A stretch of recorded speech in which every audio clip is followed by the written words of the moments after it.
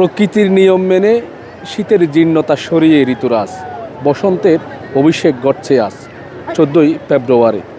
পঞ্জিকার পাতায় এটি একটি কেবল তারিখ নয়, বরং বাঙালির হৃদয়ে দুই পলিমাটির মিলনস্থল। একদিকে হিরণময় ফাগুনের প্রথম দিন, অন্যদিকে বিশ্বজুড়ে উদযাপিত হচ্ছে হ্যাপি ভ্যালেন্টাইন্স ডে বা বিশ্ব ভালোবাসা দিবস। এই ভালোবাসা দিবসকে ঘিরে পৃথিবীর বৃহত্তম সমুদ্র সৈকত কক্সবাজার সমুদ্র সৈকতে নানা ধরনের চিত্র আমরা দেখেছি। কিছুক্ষণ আগেই তরুণ তরুণীরা হাতে লাল গোলাপ নিয়ে আমরা দেখেছি এখানে ঘুরছেন, আনন্দ করছেন এবং সমুদ্র সৈকতের যে ঢেউ, সাগরের ঢেউয়ে তাল মিলাচ্ছেন। স্যান্ডেলিনা সো, রূপচর্চায় আভিজাত্য এবং আনন্দ করছেন, উল্লাস করছেন। বিশ্ব ভালোবাসা দিবসকে ঘিরে প্রতি বছর নেও এই বছরও এখানে পালিত হচ্ছে। তবে ভিন্নতা দেখতে পাচ্ছি আমরা এই বছর। যেমন গত পরশু ত্রয়োদশ জাতীয় সংসদ নির্বাচন ছিল, সেই নির্বাচনকে ঘিরে সরকারের পক্ষ থেকে গাড়ি বহরের যে নিষেধাজ্ঞা দেওয়া হয়েছিল যানবাহনের প্রতি, সেই নিষেধাজ্ঞার থাকার পরেও কক্সবাজার সমুদ্র সৈকতে মিলেনি তেমন পর্যটক। আমরা প্রতি বছর দেখি কক্সবাজার সমুদ্র সৈকতের আগের দিন অর্থাৎ হেভি ভ্যালেন্টাইন্স ডের আগের রাতে হাজারো পর্যটকের সমাগম ঘটতে এবং লাখো পর্যটকের সমাগম ঘটতে আমরা দেখেছি এই কক্সবাজার সমুদ্র সৈকতে।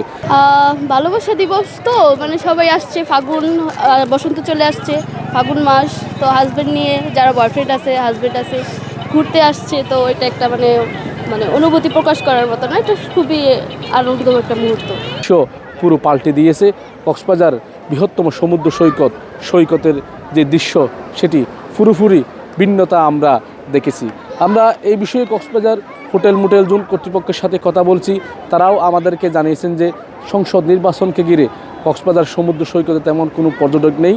তবে কক্সবাজার ট্যুরিস্ট পুলিশের পক্ষ থেকে যেটি আমাদেরকে বলা হয়েছে, যে পর্যটকগুলো কক্সবাজার সমুদ্র সৈকতে এসেছে, সেই পর্যটকদের নিরাপত্তার স্বার্থে কক্সবাজারের যে ট্যুরিস্ট পুলিশ এবং বিচ বাইক থেকে শুরু করে যে আনন্দ উল্লাস করার জন্য যে স্পটগুলো রয়েছে, সেই প্রতিটি স্পটে কক্সবাজার সমুদ্র সৈকতে ট্যুরিস্ট পুলিশ মোতায়েন করা হয়েছে এবং পাশাপাশি লাইফগার্ড থেকে শুরু করে বিচ কর্মী পর্যন্ত কক্সবাজার সমুদ্র সৈকতে আগত পর্যটকদের নিরাপত্তার স্বার্থে সব ধরনের ব্যবস্থা নেওয়া হয়েছে বলে তারা আমাদেরকে জানিয়েছেন।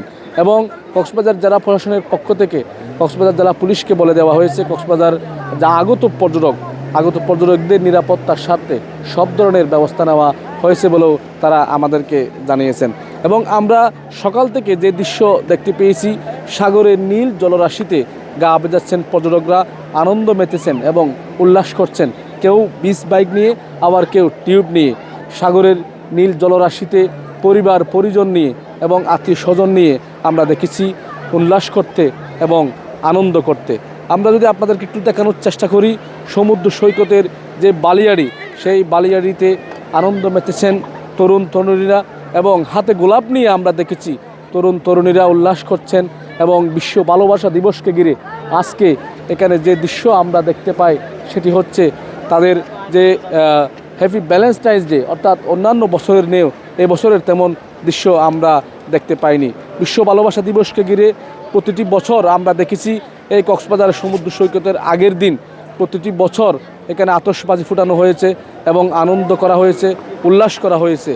এই বছর সংসদ নির্বাচনকে ঘিরে সেই দৃশ্য পুরো পাল্টে গেছে। পৃথিবীর বৃহত্তম সমুদ্র সৈকত কক্সবাজারে হিরণময় ফাগুনের প্রথম দিন আজকে। এই ফাগুনের শুরুতে বিশ্ব ভালোবাসা দিবসকে ঘিরে বাঙালির হৃদয়ে যে দুই পলিমাটির মিলনস্থল, সেটি সেরকম ভিন্নতা আমরা দেখতে পেয়েছি। সমুদ্র সৈকতের নীল জলরাশিতে সাগরে ঢেউয়ের সাথে তাল মিলিয়ে গা ভেসেছেন পর্যটকরা। কক্সবাজার সমুদ্র সৈকত থেকে মোহাম্মদ মিজানুর রহমান, বাংলাদেশ প্রতিদিন।